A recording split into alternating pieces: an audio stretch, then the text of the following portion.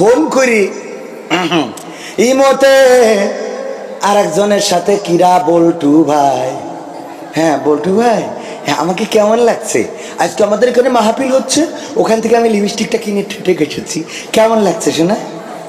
খানিক পরে আমার প্রবাসে থাকা এই মাঠুয়া পাড়ার আল্লাহর বান্দা যখন কল দেয়, হ্যালো, কল দিয়ে বলে ওগো স্ত্রী, ও তখন রাগেই যায়, এই মোর মধ্যে কল ঢুকে ফোন ধরি, এই হ্যালো, এই এই তোমার খেয়ে কোনো কাজ নেই, বিদেশে গিয়েছাও খালি বোর কাছে কল দিতে হয়, বোর কাছে এত কল কিসের জন্য, টাকা পাঠাও টাকা পাঠাও, টাকা না পাঠায় খালি বোর কাছে ফোন দিয়া, বউ থেকে বিদেশে গিয়েছাও কি করতে, এত যদি তোমার ফোন দিয়ে খোঁজ খবর নিতে হয় তা, এই বলি কেটে দিয়ে আবার ফোন দেয়, হ্যাঁ বল্টু ভাই, আর বললু না পাগলটা মালয়েশিয়ার থেকে কল দিয়েছিল, হ্যাঁ তোমাকেও আর সুন্দর লাগছে।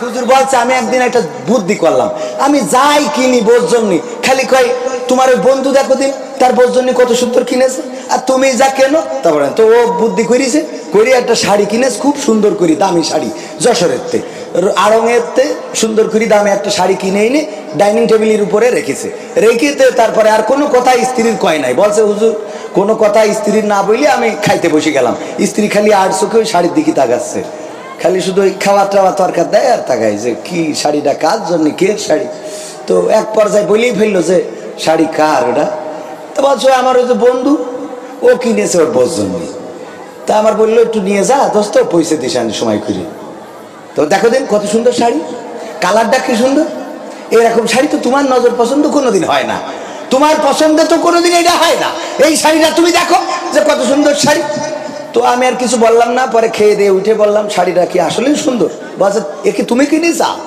তুমি এ কিনেছো তোমার বন্ধু এই জন্য এত সুন্দর, তার বোর জন্য কত সুন্দর শাড়ি কেনে, আর আমার জন্য শাড়ি কেনে তো পরা যায় না, পরি আব্বাকে বাড়ি যাওয়া যায় না, কি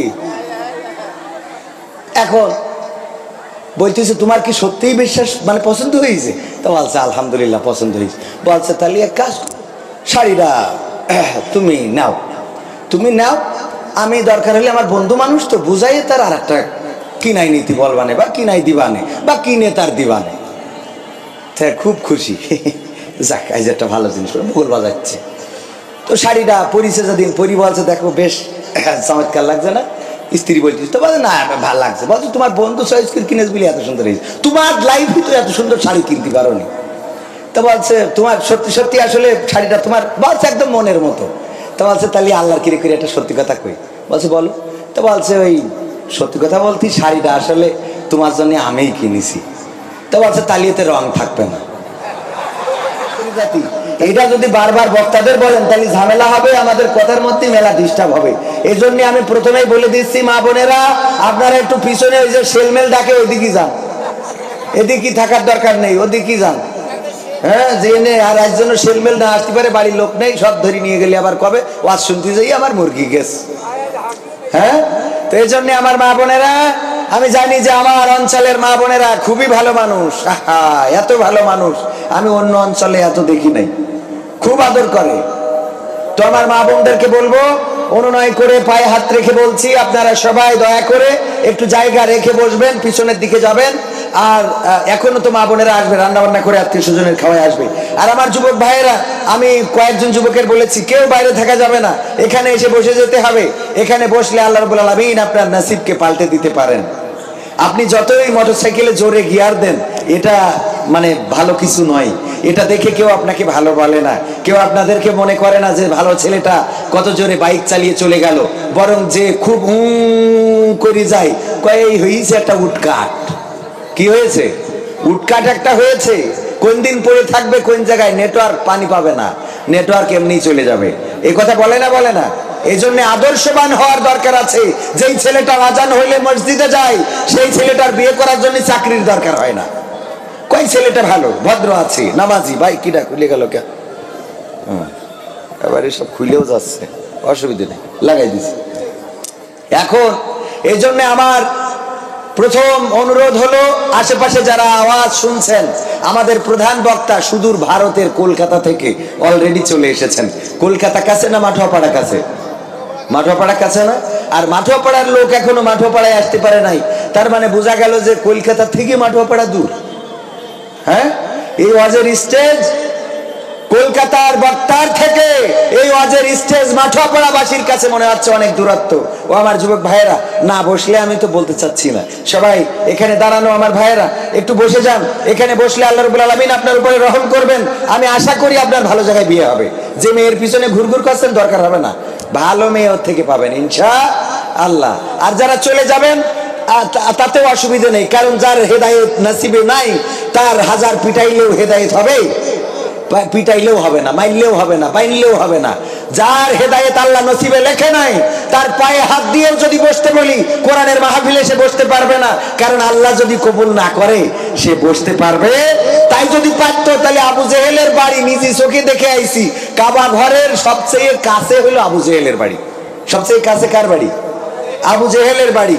আর বিশ্বনবী যে ঘরে জন্মগ্রহণ করেছে সেই বাড়িটা কাবার থেকে আরো দূরে, আবু জেহেলের বাড়ির থেকেও দূরে।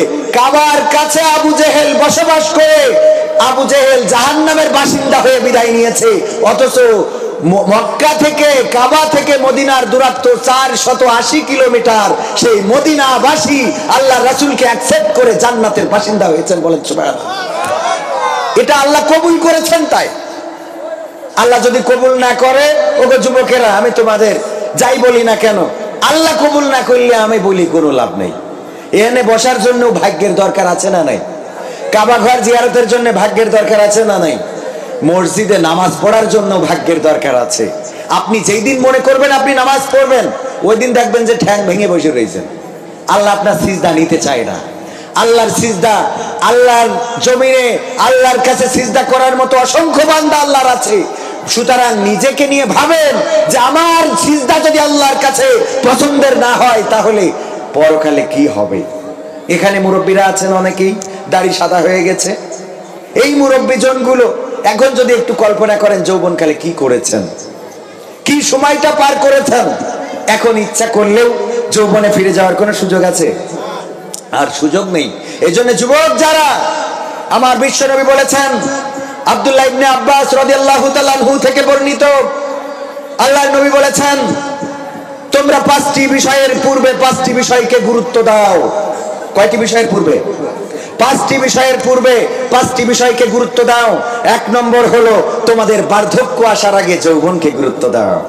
বার্ধক্য আসার আগে যৌবনকে গুরুত্ব দাও। 2 নম্বর অসুস্থ হওয়ার আগে সুস্থতাকে গুরুত্ব দাও। 3 নম্বর অভাবগ্রস্ত হওয়ার আগে কি সচ্ছলতাকে গুরুত্ব দাও। কারণ যেদিন টাকা ছিল টাকার মূল্য বোঝো নাই, যেদিন ইনকাম করেছো টাকাকে দাম দাও নাই, যেদিন ইনকাম করেছো টাকাকে কাগজও মনে করো নাই, উড়াইছো বন্ধুদের পিছনে, বান্ধবীদের পিছনে, পার্কে গিয়েছো, গদখালিতে ফুলের মালা কিনে মেয়ের মাথায় উড়াই দিয়েছো। আহা। 4 নম্বর কি? ব্যস্ততার পূর্বে অবসরের গুরুত্ব দাও। বসে আছেন চার দোকানে, বিড়ি টানতেছেন, হঠাৎ করে দেখেন এই আমার তো কলেজে যাওয়ার টাইম হয়ে গেছে। ও সারাদিন বসে ফুকো মেরে মেরে এখন কলেজে যাওয়ার টাইম হয়েছে। এই জন্য অবসরের, ব্যস্ততার পূর্বে অবসরকে গুরুত্ব দাও। 5 নম্বর হলো মৃত্যু আসার আগে জীবনকে গুরুত্ব দাও। কত সুন্দর কথা। 1 নম্বর কি মনে আছে? মুখস্থ করতে হবে আওয়াজ। 1 নম্বর কি? 1 নম্বর কি? কথা কয় না। 1 নম্বর হলো আব্দুল্লাহ ইবনে আব্বাস রাদিয়াল্লাহু তাআলা আনহু থেকে বর্ণিত, আব্দুল্লাহ ইবনে আব্বাস রাদিয়াল্লাহু তাআলা আনহু বলেছেন, আল্লাহর নবী জানিয়েছেন, তোমরা 5টি বিষয়ের পূর্বে 5টি বিষয়কে গুরুত্ব দাও। 1 নম্বর হলো তোমাদের বার্ধক্য আসার আগে যৌবনকে গুরুত্ব দাও। কেন বার্ধক্য আসার আগে যৌবনকে গুরুত্ব দিতে হবে? এই যৌবনকালে মানুষ রাতকে রাত মনে করে না, ঠিক না বেঠিক? এই যৌবনকালে মানুষ অনেক মানুষকে মানুষ মনে করে না। এই যৌবন কাল যখন পায় তখন মানুষ মানুষকে মূল্যায়ন করে না। মানুষ মানুষের ক্ষমতা প্রদর্শন করে, যে থাকে চেয়ারে সে থাকে গেয়ারে, তার অধীনস্থ মানুষদের সাথে খারাপ আচরণ করে, দুর্ব্যবহার করে, আছে না নাই? ক্ষমতায় থাকার কারণে যারা বিরোধিতায় আছে তাদের সাথেও দুর্ব্যবহার করার লোক আছে না নাই? আবার যারা বিরোধিতায় থাকে ওরা যখন ক্ষমতায় যায় ওরা আবার দুর্ব্যবহার করে। এটা কোন আমলে করে থাকে? যৌবনে না বার্ধক্যে? যৌবন কালে করে থাকে। ও আমার ভাইরা, শুধু তাই নয়, আমার যুবকেরা এই যৌবনকালে মোটরসাইকেলের গিয়ার মারে, আরে বাবা গিয়ারের শেষ নেই। আর পিছনে যদি একটা পাওয়ার ব্যাংক বসাতে পারে তাইলে তো ওই দিন আর খবর হয় না। পাওয়ার ব্যাংক বোঝেন তো? পাওয়ার ব্যাংক যদি থাকে তাইলে আর ওর পাইকিটা মনে হয় আজরাইলও ধরতে পারবে না, এমন জোরে টানে যে আজরাইলও ধরতে পারবে না। এই যৌবনকাল। আবার আমার মা বোনেরা যারা রয়েছেন এই পাশে কেঁচামেচা করছেন, অভ্যাস হইল কেঁচামেচা করা, বলে লাভ নেই। কি এই পাশে কথা বলেই যাচ্ছে, আপনাদের কি কোন সমস্যা? হ্যাঁ, সিরিয়াল দেখার সময় তো চুপচাপ থাকেন দেখি। বাদাম বাদাম আমার কাঁচা বাদাম কিনে দিতে হবে। বাদাম বাদাম বিক্রি হোক আমরা সেটা চাই, কিন্তু বাদামের দোকানে ভিড় করা যাবে না। বাজারে ঘুরে দেখলাম আমার মা বোনেদের জন্য আমি একটু দোকানে ঢুকবো সে চান্স নেই। সবুরা কিছু তো বলে লাভ নেই। আমার মা বোনেদের এখন ক্ষমতা বেশি না কম? শুধু বেশি না, অনেক বেশি। নারী নির্যাতন দমন ট্রাইব্যুনাল আছে, কিন্তু পুরুষ নির্যাতন দমন ট্রাইব্যুনাল নাই। শুধু তাই নয়, আমরা এখন দেখতে পাচ্ছি এখন নতুন করে আইন হয়েছে, যদি স্ত্রী পরকিয়া করে আর একজনের সাথে বেরোয়েও যায়, তারপরেও এই স্বামীর নামে মামলা করে যে আমার কাবিনীর টাকা দে। আছে না নাই? ওরে বাবা কি জ্বালাই যে জ্বলতেছি, এ কথা বেশি জোরে বলবো না বাড়ির কাছে, তাইলে আবার আমারও সমস্যা হতে পারে। কি আমি এই জন্য আসতে দিনি, কইছি বাড়ি থেকে আসছো না, কারণ কনে কি বলবা না, কালকে দেখা যাচ্ছে লক করে বসে থাকবেন। ঝামেলা সবাই আছে, কই লাভ নেই। চেয়ারম্যান কাউন্সিলে নেতৃত্ব দেয়, কত মানুষের কানে থাপ্পড় মারে, কত মানুষের বিভিন্ন ভাবে হেনস্থা করে, বিচার করে, শাসন করে, কিন্তু বাড়িতে যেয়ে ওই চেয়ারম্যানও ম্যাও ম্যাও ম্যাও ম্যাও করে। আছে না নাই? এই অবস্থা চারিদিকে। আমার মা বোনেরা, আল্লাহর নবী বলেছেন বার্ধক্য আসার আগে যৌবনকে গুরুত্ব দাও। ও গো আমার মা বোনেরা, তরুণ তরুণীরা বাইসাইকেল চালায়ে খুব উদ্দামে যাও, আসার পথে স্কুল কলেজ থেকে কি কায়দায় ফেরো, তাও আমরা দেখি, এই এলাকায় দেখি। শুধু তাই না, সারা বাংলাদেশে ঘুরি, দেখি না দেখি নে দেখি। বিভিন্ন পার্কে বিভিন্ন জায়গায় সাক্ষাৎকার নিতে গেলে ছেলের সাথে মেয়ে আছে, হঠাৎ করে যেই ক্যামেরাটা ধরি, মেয়েটা অমনি দূরত্ব বজায় রাখে, কারণ এরা খুব চালাক। ওরা এত চালাক, যেই ক্যামেরা ধরি, ভাই আপনি এসেছেন গদখালিতে, আপনার সাথেই ডাকে, অমনি উনি হাঁটা দেয়, কারণ ওর হিসেব হইলো বাসর রাতে আবার আরেকজনের সাথে বিয়ে হবে, ওর কবে তোমার সাথে আজকে আমি প্রথম কথা বলতেছি। আরে আল্লাহর ওলি, আজকে তোমার সাথে আবার প্রথম দেখা হইলো, এর আগে কোনো ছেলে আমাকে দেখে নাই। তো ছেলেরাও দেখে, যাক সুযোগ একটা পাইছি। কয় আসলে আমরা হুজুরির মুখে ওয়াজ শুনেছি যে যেরকম মেয়ে সেরকম নাকি ছেলে হবে, যেরকম স্ত্রী সেরকম স্বামী। তো তুমি তো আসলে কোনো ছেলের সাথে কথা বলো নাই, আর আমি একেবারে খাঁটি আল্লাহর ওলি। কি আমিও তোমার মতো। ও আমার ভাইয়েরা, ও গো মা বোনেরা, ও গো যুবকেরা, তরুণেরা, শুনে নাও, আল্লাহর নবী বলেন 5টি বিষয়ের পূর্বে 5টি বিষয়কে গুরুত্ব দাও। তার মধ্যে প্রথম নম্বর হলো বার্ধক্য আসার আগে যৌবনকে গুরুত্ব দাও। যৌবনকালে যদি কোনো মেয়ের বিয়ে না হয়, তাইলে বলেন একটু বয়স বেড়ে গেলে কি বিয়ে দেয়া যায়? দেয়া যায় বলেন? একটু বয়স বেড়ে গেলে আর বিয়ে হইতে চায় না। অনেকে ইচ্ছা করলো মেয়েকে মাস্টার্স ডিগ্রি পাশ করাবে, এটাও করালো, কিন্তু এখন আর কেউ বিয়ে করতে চায় না, বয়স হয়ে গেছে। ওগো আমার মা বোনেরা, শুধুমাত্র এতটুকু বয়স হয়ে যাওয়ার জন্য যদি আপনার বিয়ে হতে না চায়, তাহলে বুঝে দেখেন আপনার এই যৌবনের কোনো দাম আছে নাকি। এই জন্য মমতাজ সুন্দর করে গেয়ে দিয়েছে, যৌবন হইল গোল্ডিপ সিগারেট। যৌবন গোল্ডিপ সিগারেট, পুড়ে গেলি শেষ। টাইমতে টাইমতে কোনে যাচ্ছেন? আমরা কি নেটওয়ার্ক চলে গেছে? আপনি চলে যাচ্ছেন ভাই, ও আপনার তো যৌবন কাল নেই, যান। যার যৌবন নেই তার ওয়াজ শোনার দরকার নেই, যাক। ও আমার ভাইয়েরা, আমি ডাইরেক্ট স্টার্ট করেছি, কারণ আমার সময় খুব বেশি নেই বলতে আমারও দেওয়ার সুযোগ নেই। এখান থেকে ওয়াজ করে আবার যাব আর এক জায়গায় কামাইনোর জন্য। চুয়াডাঙ্গা না, এটাই কি কোটচাঁদপুর। কোটচাঁদপুর ঝিনাইদহের মধ্যে না? কোটচাঁদপুরে যে ওখানে আবার 10টা থেকে 12টা পর্যন্ত কুপানো লাগবে। এই জন্য এখানে চাইছিলাম যে মাগরিব টু ইশা। আমি আমার হুজুর মনিরুল ইসলাম ভাইকে বললাম, উস্তাদ জি আমার মাগরিব থেকে ইশা দেন। বলছে খাখা মাঠে কি করবেন? আমি বললাম ওই ফাঁকা মাঠেই গোল দেবো। আমি তো আর মেসি নেইমার না যে আমি কায়দা মতো খেলতে পারবো। ওরে যুবকেরা, মেসি নেইমারের ভক্ত আছে না নাই? মেসি নেইমারের ভক্ত যারা আছো, যৌবনকালে মেসির অনুসরণ যারা করো, নেইমারের অনুসরণ যারা করো, পতাকা বানিয়ে যারা টানাও, গেঞ্জি কিনে যারা পরে বেড়াও, অথচ আমার নবীর সুন্নাত লম্বা পাঞ্জাবি তোমার গায়ে দিতে লজ্জা করে, আমার নবীর সুন্নাত টুপিটা পরতে লজ্জা করে, আমার নবীর সুন্নাত তোমার দাড়ি রাখতে লজ্জা করে, আমার নবীর যত সুন্নাত আছে সেগুলো তোমার পালন করতে লজ্জা করে, অথচ তুমি আর্জেন্টিনার গেঞ্জি গায়ে দিয়ে বেড়াও, ব্রাজিলের গেঞ্জি গায়ে দিয়ে বেড়াও। মরার পরে তোমার যদি জিজ্ঞেস করে মান রব্বুকা মান দিনুকা মান নাবিউকা, তখন তুমি বললো আমার নবী হইল মেসি। কি? আমার নবী নেইমার, আমার নবী বাইডেন, আমার নবী ডোনাল্ড ট্রাম্প, আমার নবী হইল আমার নবী হইল ম্যারাডোনা, আমার নবী হইল রোনালদো, আমার নবী সাকিব খান, আমার নবী সাকিব আল হাসান। বলা যাবে নাকি? বলা যাবে?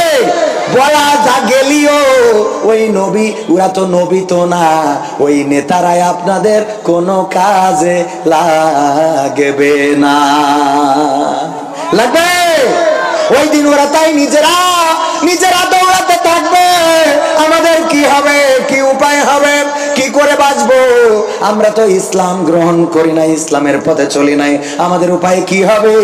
এখন আমার মাঠুয়া পাড়ার যুবকেরা যে যদি বলে ওরে মেসি ভাই তোর গেঞ্জি 10 নম্বর জার্সি আমি গায়ে দিয়ে ঘুরে বেড়াইছি, আর যদি তোর বিরুদ্ধে কেউ কথা বলেছে তার নাকের পরে দাম করে বসাই দিছি, রক্ত বের করে দিছি রে।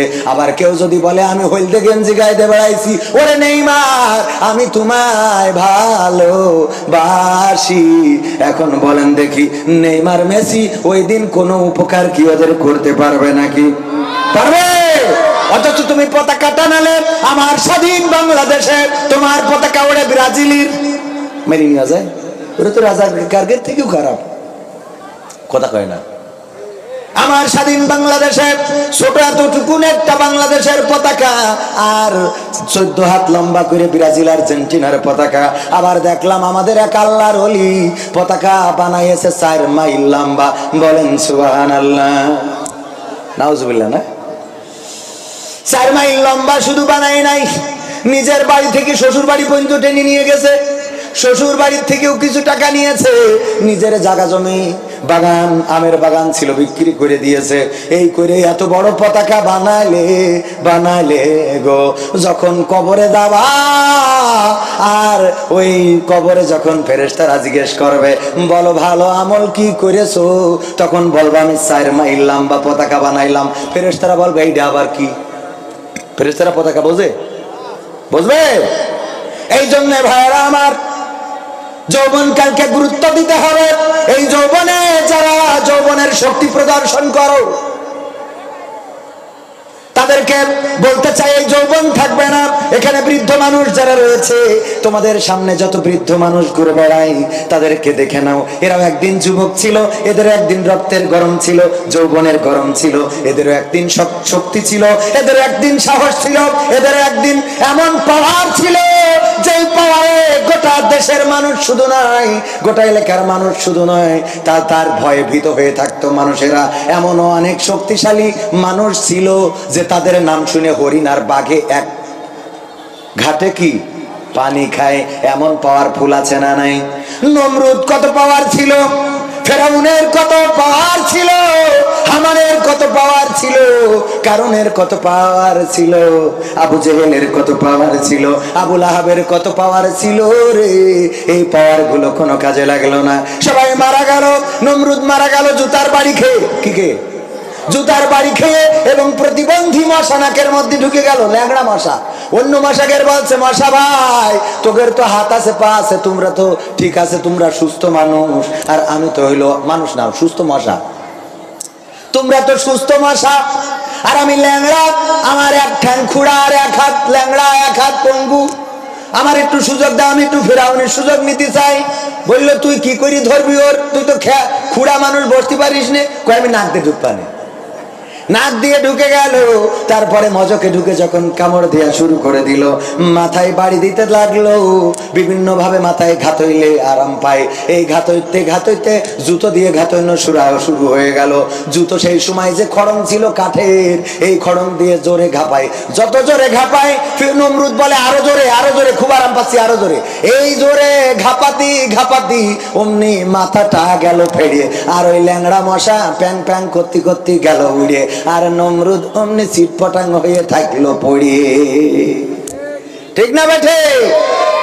ফেরাউন মুসা আলাইহিস সালামের যত অনুসারী ছিল সবার তাড়া করলো যে ওদের একটারও বাঁচাই রাখবো না। 12টা গোত্র নিয়ে যখন মুসা আলাইহিস সালাম বের হয়ে গেলেন, চলতে লাগলেন, মুসা আলাইহিস সালামের অনুসারীরা বলল, ওগো মুসা, আর তো বাঁচার কোনো রাস্তা নাই। সামনে নদী, সামনে পানি, সামনে এখন সাগর, মহাসাগর, নদী, সমুদ্র, যাই বলি না কেন, কেউ বলে নীলনদ, কেউ বলে পারস্য উপসাগর, যেটাই হোক এই পানিতে হয় সুবানি খেয়ে মরা লাগবে, আর তা না হইলে ফেরাউনের ওই যে বাহিনীর ঘোড়ার পদতলে পিষ্ট হয়ে মরা লাগবে।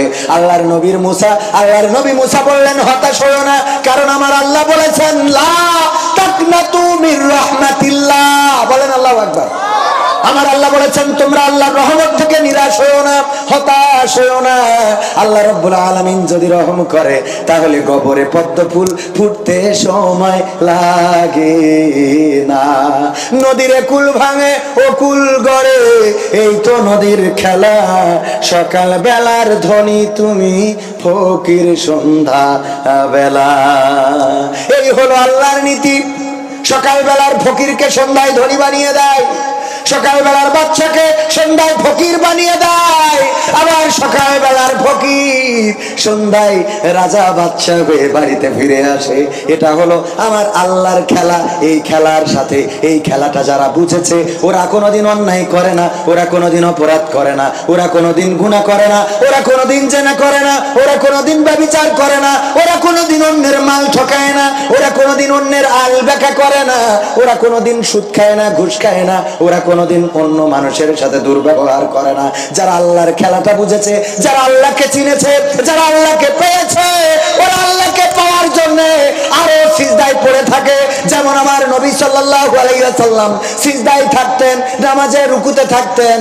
আল্লাহর নবী যখন নামাজে দাঁড়াতেন, অর্ধরাত চলে যেত, এক রুকুতে অর্ধরাত চলে যেত। আম্মা আয়েশা রাদিয়াল্লাহু তাআলা আনহা বলেন, আমি বিশ্ব নবী যখন সিজদায় পড়ে থাকতো, আমি দেখতাম যে বিশ্ব নবী হয়তো বা ইন্তেকাল করেছে। এত লম্বা সিজদা দিত যে আল্লাহ নবী কি বেঁচে নাই।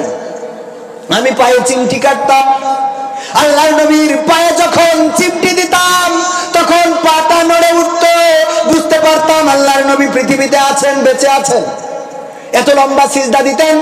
আম্মা আয়েশা রাদিয়াল্লাহু তাআলা আনহা বললেন, ওগো বিশ্ব নবী, আপনার জীবনের সমস্ত গুনাহ তো মাফ করে দিয়েছে, পূর্বের গুনাহ এবং পরের গুনাহ। আপনি যদি গুনাহ করেন তাও মাফ, আর যদি পূর্বে করে থাকেন তাও মাফ, যদিও আমার বিশ্ব নবী জীবনে কোনো গুনাহ করে নাই। আম্মা আয়েশা বললেন, আপনার জীবনের তো সকল গুনাহ মাফ, আপনি জান্নাতে শুধু যাবেনই না, বরং আপনি আমাদেরকেও জান্নাতে সুপারিশ করে নিয়ে যাবেন, আপনি সুপারিশকারী। তারপরেও কেন আপনি এত লম্বা সিজদা দেন, কেন এত লম্বা রুকু করেন, কেন এত লম্বা নামাজ আদায় করেন ওগো নবী? আল্লাহর নবী বললেন, ওগো আয়েশা শুনে নাও, আমাকে আল্লাহ রাব্বুল আলামিন এত নিয়ামত দিয়েছেন। আমি ছিলাম অসহায়, আমি এতিম ছিলাম, আল্লাহ রাব্বুল আলামিন আমার সহায় হলেন। আমি গর্ভে থাকতে বাবা হারিয়েছি, আমি 6 বছর বয়সে মাকে হারিয়েছি, 10 বছর বয়সে দাদাকে হারিয়েছি, আমি আমার চাচাকে হারিয়েছি, আমি আমার প্রিয় স্ত্রী খাদিজাকে হারিয়েছি, আমার ছেলে সন্তানগুলো হারিয়েছি। এত কষ্টের মধ্যে থেকেও আল্লাহ রাব্বুল আলামিন আমাকে মদিনায় ক্ষমতা দান করেছেন। আমি মদিনা শাসন করি, এখানে নামাজ কায়েম করেছি। 10 টাকা কেজি চাল, এটার কি কার্ড বলে? হ্যাঁ, রেশন কার্ড। এই রেশন কার্ড 10 টাকা কেজি ধরে চাউল কেনার জন্য আপনি কার্ডটা মেম্বার সাহেব তিনি বললেন যে কার্ড আমি পাইছি হাতে 20টা, কিন্তু লোক আছে 100টা। এখন আপনি আমার হাজী সাহেব সামাদ চাচার বলবেন, আব্দুল সামাদ তুমি একটু যাও মেম্বারের কাছে, তোমার তো সুসম্পর্ক আছে, একটু যোগাযোগ করে দাও যেন আমার একটা কার্ড দেয় রে। কিন্তু 10 টাকা কেজি দরে চাউল এই মেম্বার আপনাকে 1 মাস 2 মাস 3 মাস 1 বছর 2 বছর সর্বোচ্চ 5 বছর দিতে পারবে, ঠিক না বেঠিক? আর আমার আল্লাহ রাব্বুল আলামিন এমন রিজিকের মালিক, উনি যদি আপনি যদি উনার কাছে সুপারিশ করে পৌঁছে যেতে পারেন, তাইলে মৃত্যুকাল আপনার আর রিজিকের কোনো অভাব হবে না। বুঝি না রে বুঝি না, আল্লাহকে তো খুঁজি না। আল্লাহকে যারা খুঁজেছে, আল্লাহকে যারা চেয়েছে, আল্লাহকে যারা পেয়েছে, ওরা আর পৃথিবীর কিছু চায় না। ওরা ক্ষমতা চায় না, ওরা পৃথিবীর বাদশাহী চায় না, ওরা মেম্বার হতে চায় না, চেয়ারম্যান হতে চায় না, এমপি হতে চায় না, ওরা শুধু আল্লাহর গোলাম হয়ে বাঁচতে চায়। কথা কি বোঝা যায়? আল্লাহকে যদি আপনি পেয়ে যান, কত মানুষের হিংসা আছে, কত মানুষের অহংকার আছে, কত মানুষ আপনার দিকে চোখ ঢাকা ঢাকা করে তাকাবে। আল্লাহর নবীর দিকে যেভাবে তাকাতো, আল্লাহর নবী একদিন আম্মা আয়েশা রাদিয়াল্লাহু, একদিন খাদিজা আলাইহিস সালাম, খাদিজা রাদিয়াল্লাহু তাআলা আনহাকে বললেন, ওগো খাদিজা, আমি রাতের গভীরে যত রাতে আসি, আমি দরজায় এসে একবার ডাক দিই, খাদিজা। ওগো মা বোনেরা, ওয়াজটা একটু শুনে রাখেন, কাজে লাগবে। কারণ এখন স্বামীর খেদমত তো নারীরা তেমন একটা করেই না গো রে। আবার যদি স্বামীরা একটু খেদমত করতে চাই গো, তাহলে বলে ঢং করার জায়গা খুঁজে পাচ্ছাও না। কি আদর তো করেই না, আবার আদর করতে চাইলে আদর নিতে চায় না। অথচ ফোন করি ইমতে আরেকজনের সাথে কিরা বল্টু ভাই, হ্যাঁ বল্টু ভাই, হ্যাঁ আমাকে কেমন লাগছে, আজকে আমাদের এখানে মাহফিল হচ্ছে, ওখান থেকে আমি লিপস্টিকটা কিনে ঠেটে গেছি, কেমন লাগছে শোনা? খানিক পরে আমার প্রবাসে থাকা এই মাঠুয়া পাড়ার আল্লাহর বান্দা যখন কল দেয়, হ্যালো, কল দিয়ে বলে ওগো স্ত্রী, ও তখন রাগেই যায়, এই মোর মধ্যে কল ঢুকে ফোন ধরি, এই হ্যালো, এই এই তোমার খেয়ে কোনো কাজ নেই, বিদেশে গিয়ে খালি বোর কাছে কল দিতে হয়, বোর কাছে এত কল কিসের জন্য? টাকা পাঠাও, টাকা পাঠাও, টাকা না পাঠায় খালি বোর কাছে ফোন দিয়া, বউ থেকে বিদেশে গিয়ে কি করতে, এত যদি তোমার ফোন দিয়ে খোঁজ খবর নিতে হয় তা এই বলি কেটে দিয়ে আবার ফোন দেয়, হ্যাঁ বল্টু ভাই, আর বললু না, পাগলটা মালয়েশিয়ার থেকে কল দিছিল, হ্যাঁ তোমাকেও আর সুন্দর লাগছে, আছে না নাই? পাকামো করার জায়গা খুঁজে পাও না, স্বামীর অধিকার আদায় করা বাদ দিয়ে বাজারে যে কসমেটিকের দোকানে খুব সুন্দর সুন্দর কথা, ইসলামী ব্যাংকের টাকা তুলে ওই টাকার তেজ বাজারে মেরে দিয়ে তারপর চলে আসে।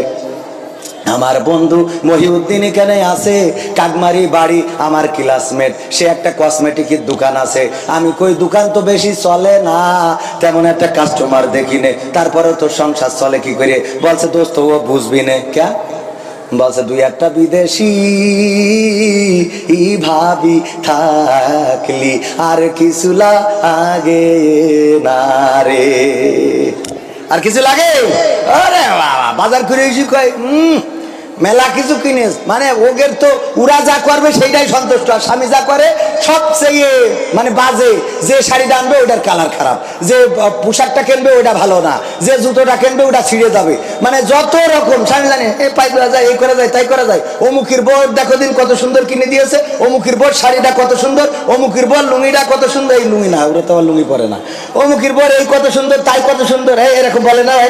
এই আমাদের মাইক ভাই, ভাই বলে না এই কথাগুলো? হ্যাঁ ওকে, তো এই কথাগুলো বলে। তো আমাদের এক হুজুর বলছে, আমি একদিন একটা বুদ্ধি করলাম, আমি যাই কিনি বোর জন্য খালি কয় তোমার ওই বন্ধু দেখো দিন তার বোর জন্য কত সুন্দর কিনেছে, আর তুমি যা কেন তারপরে। তো ও বুদ্ধি করেছে, করে একটা শাড়ি কিনেছে খুব সুন্দর করে, দামি শাড়ি, যশোরের তে আড়ঙের তে সুন্দর করে দামে একটা শাড়ি কিনে এনে ডাইনিং টেবিলের উপরে রেখেছে, রেখেতে তারপরে আর কোনো কথা স্ত্রীর কয় নাই, বলছে হুজুর কোনো কথা স্ত্রীর না বললে আমি খাইতে বসে গেলাম, স্ত্রী খালি আর চোখে ওই শাড়ির দিকে তাকাচ্ছে, খালি শুধু ওই খাওয়া টাওয়া তরকার দেয় আর তাকাই যে কি শাড়িটা কার জন্য, কে শাড়ি। তো এক পর্যায়ে বলেই ফেললো যে শাড়ি কার ওটা? তো বলছো আমার ওই যে বন্ধু, ও কিনেছে ওর বোর জন্য। তা আমার বললো একটু নিয়ে যা দোস্ত, পয়সা দিস আমি সময় করি। তো দেখো দিন কত সুন্দর শাড়ি, কালারটা কি সুন্দর, এরকম শাড়ি তো তোমার নজর পছন্দ কোনোদিন হয় না। তোমার পছন্দ তো কোনোদিন এটা হয় না। এই শাড়িটা তুমি দেখো যে কত সুন্দর শাড়ি। তো আমি আর কিছু বললাম না, পরে খেয়ে দিয়ে উঠে বললাম শাড়িটা কি আসলেই সুন্দর? বলছে এ কি তুমি কিনেছা? তুমি এ কিনেছো তোমার বন্ধু, এই জন্য এত সুন্দর। তার বোর জন্য কত সুন্দর শাড়ি কেনে, আর আমার জন্য শাড়ি কেনে তো পরা যায় না, পরি আব্বাকে বাড়ি যাওয়া যায় না। কি এখন বলতেছে তোমার কি সত্যিই বিশ্বাস মানে পছন্দ হয়েছে? তো বলছে আলহামদুলিল্লাহ পছন্দ হয়েছে। বলছে তাহলে এক কাজ, শাড়িটা তুমি নাও, তুমি নাও, আমি দরকার হলে আমার বন্ধু মানুষ তো বুঝাইয়ে তার আর একটা কিনাই নীতি বলবানে বা কিনাই দিবানে বা কিনে তার দিবানে। তাই খুব খুশি, যাক আজ একটা ভালো জিনিস ভুল বাজাচ্ছে। তো শাড়িটা পরিছে যেদিন, পরি বলছে দেখো বেশ চমৎকার লাগছে না? স্ত্রী বলছিস তো বলছে না ভালো লাগছে। বলছে তোমার বন্ধু চয়েস কিনেছ বলে এত সুন্দর হয়েছে, তোমার লাইফে তো এত সুন্দর শাড়ি কিনতে পারো নি। তো বলছে তোমার সত্যি সত্যি আসলে শাড়িটা তোমার, বলছে একদম মনের মতো। তো বলছে তাহলে আল্লাহর কিরে করে একটা সত্যি কথা কই। বলছে বলো। তো বলছে ওই সত্যি কথা বলতে শাড়িটা আসলে তোমার জন্য আমিই কিনেছি। তো বলছে তাহলে এতে রং থাকবে না। তাহলে এতে কি রং থাকবে না?